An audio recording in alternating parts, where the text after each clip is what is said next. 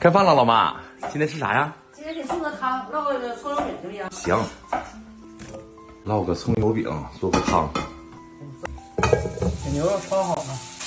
放入老汤。对，你不烙饼吗？咋还包包子呢？包子跟包葱呢，得擀。嗯，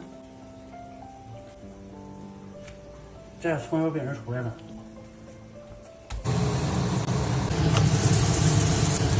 哎呦哇，好！这样吧，哎呦哇，嗯，整个烙完一起吃啊，就嘴急。大哥，把这料汁打出来啊！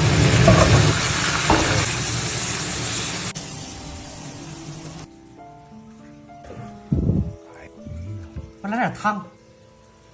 好，这饼好吃。这啥？看这，你这有扒虾，好吃吗？太地道了。